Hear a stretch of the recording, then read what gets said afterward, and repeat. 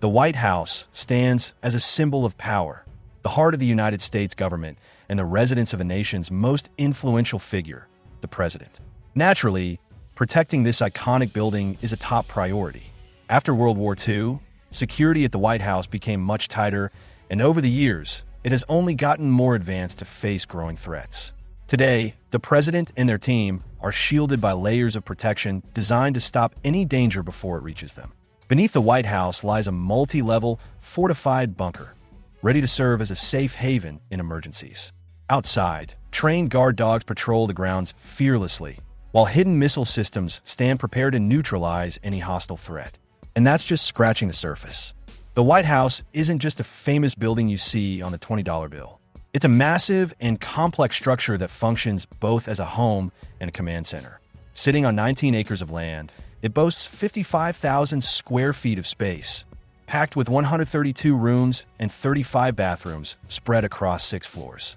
The building features 412 doors, 147 windows, 28 fireplaces, 8 staircases, and 3 elevators. For those responsible for the president's safety, every one of those windows and doors represents a possible risk point. That's why security measures here are incredibly strict. Imagine trying to sneak a look inside the White House as a potential attacker. The windows would be your first target, right? After all, there are 147 of them, including the large windowed back wall of the president's office, which lets in plenty of natural light and also potential eyes. To block any chance of harm, the White House windows have an extra layer of ballistic glass behind the regular panes.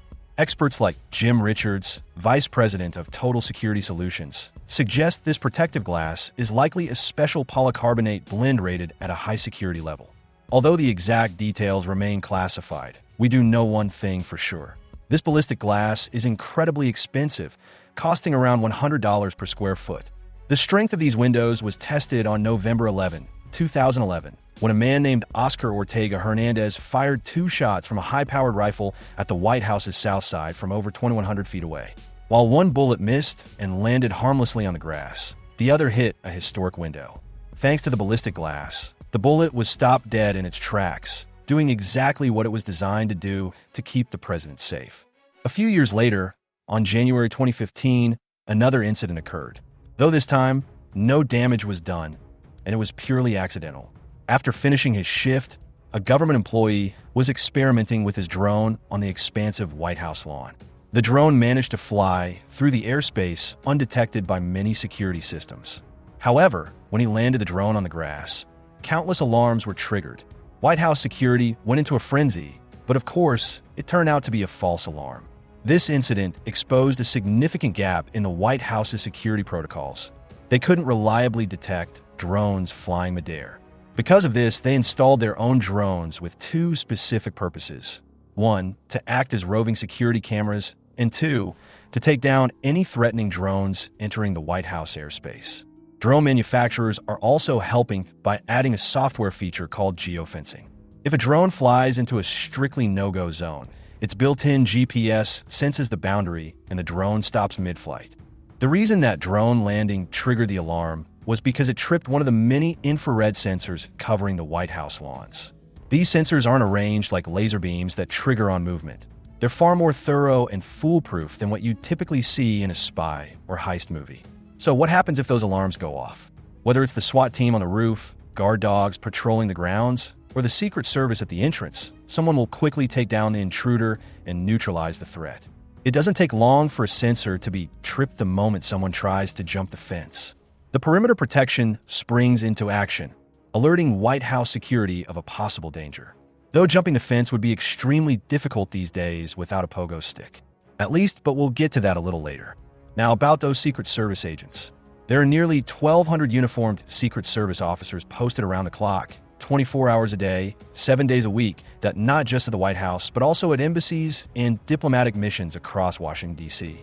But these uniformed officers are only part of the story. The Secret Service has an additional 2,800 agents operating in plain clothes throughout the area. Their expert tactics in both threat prevention and threat response are among the most critical jobs in existence.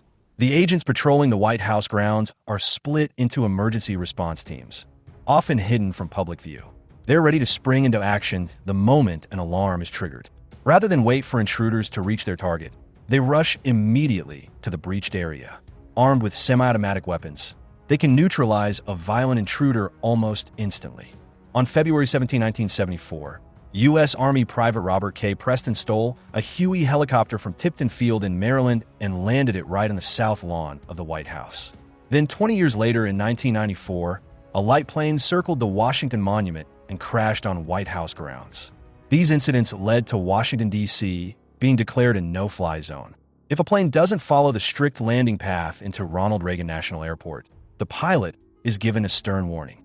Failure to reroute after this warning can be fatal. Why? Because countless surface-to-air missiles are stationed around the Capitol, ready to identify and take down any aerial threat before it gets close to the White House or the president. There's even a rumor that one of these missile launch pads is hidden beneath the White House's famous dome. However, that's unproven and hopefully we'll never need to find out for sure. While missile launchers, undercover Secret Service teams, and infrared sensors might be hidden from plain sight, one security feature is hard to miss: the fence. Since it was first built in 1801 under President Thomas Jefferson, the White House fence has gone through several upgrades, some subtle, others essential. Back in the day, its main purpose was to keep the president's livestock from wandering off. If an intruder wanted to jump it, he'd barely break a sweat. But today, that's a whole different story. The fence is now lined with sharp spikes designed to deter climbers, and it includes a pressure-sensitive system that instantly alerts Secret Service agents if it's touched with any significant force. And despite how it may look, this 11-foot mesh of steel and rebar is tough enough to stop a charging vehicle in its tracks. Even if someone somehow managed to get past the fence, they'd still have to deal with layers of high-level security, and one of the most intimidating ones isn't human.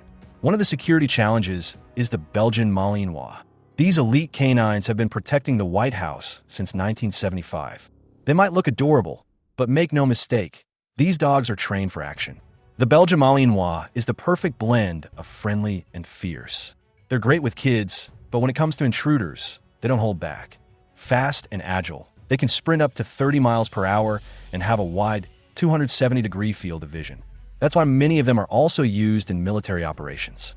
In fact, one of these incredible dogs was even part of the team that took down Osama bin Laden in 2014. Their training is no joke. Take Hurricane and Jordan, two heroic canines who brought down fence jumper Dominic Adesanya in a high-profile breach. Their skills were put to the test, and they passed with flying colors. Becoming a Secret Service dog isn't easy. Each one costs between $6,500 and $8,500 and must undergo 20 weeks of intensive training with their handler before they can go on duty. Once active, they usually serve until around age 10, after which they retire and enjoy a well-earned rest. It might come as a surprise, but despite all these extreme security measures, the general public is still welcome to tour the White House. Tours are available in 11 different languages. However, not just anyone can stroll through the front doors. Visitors must apply at least 21 days before their scheduled tour. This gives the security team enough time to run background checks and gather accurate head counts. Of course, these tours don't include the entire property, and they keep far away from areas where high-profile individuals are present. Back in the day, kings and queens used food tasters to protect themselves from being poisoned, and at the White House, that tradition continues. Presidential food tasters have allegedly been around since the Reagan era. The Secret Service treats any meal not prepared directly in front of them as a possible threat. After all, it only takes one arsenic-laced sandwich to throw the entire U.S. government into chaos. Still, even with all this food scrutiny, the president, whoever it may be, can satisfy a late-night craving now and then. But there's a catch. Staff will typically order the food to a different address. That way, the delivery person doesn't know who the meal is for, and there's no reason to tamper with it. In case of catastrophe, the White House is prepared. Beneath the North Lawn, there's an alleged doomsday bunker, ready to be used at a moment's notice. According to journalist and Secret Service expert Ronald Kessler, this underground facility is big enough to house the entire White House workforce indefinitely. It's said to span at least 5 underground stories.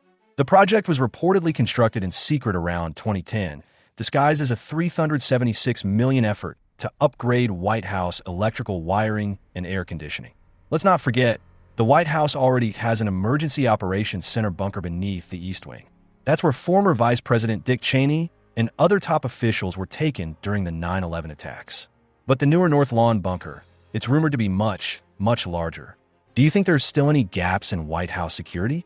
Let us know in the comments below. Don't forget to like this video, subscribe to the channel, and as always, thanks for watching Noel Polo TV. See you next time, and have a great day.